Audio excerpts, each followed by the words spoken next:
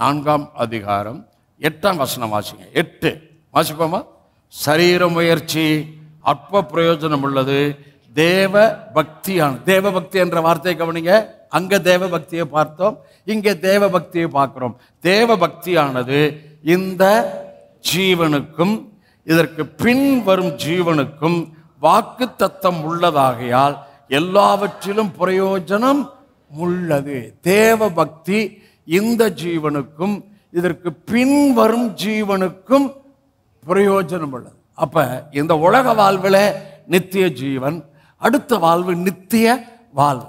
அப்ப நித்திய வாழ்வு வாழ்வதற்கான நித்திய ஜீவனை உங்களுக்குள் எனக்குள் வைத்திருக்கிறார். நித்திய வாழ்வு வாழ்வதற்கான நித்திய ஜீவனை எனக்குள் வைத்திருக்கிறார்.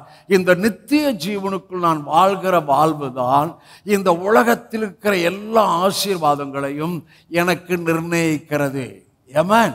நித்திய ஜீவன். பாவத்தின் சம்பளம் மரணம். தேவனுடைய கிருபை வரமோ கர்த்தராகிய இயேசு கிறிஸ்து உண்டான நித்திய ஜீவன். அங்க பேதுரு என்ன சொன்னார்? பிதாவையும் கிறிஸ்துவையும் அறிகிற அறிவினால் கிருபையும் சமாதானமும் பெருக கடவது. இயேசு யோவான் 17 சொன்னார் நித்திய ஜீவனை குறித்து, பிதாவையும் குமாரனையும் கிறிஸ்துவையும் அறிவதே நித்திய ஜீவன். அப்ப இந்த உலக வாழ்வில் என் ஆவியில நான் நித்திய ஜீவன் உடையவனாக இருக்கின்றேன். நித்திய ஜீவன் உடையவனாக இருக்கின்றேன். அதோடு சேர்ந்து என் ஆவியில எல்லா ஜீவனுக்குரிய ஆசீர்வாதங்களையும் தேவன் எனக்கு கொடுத்து விட்டார்.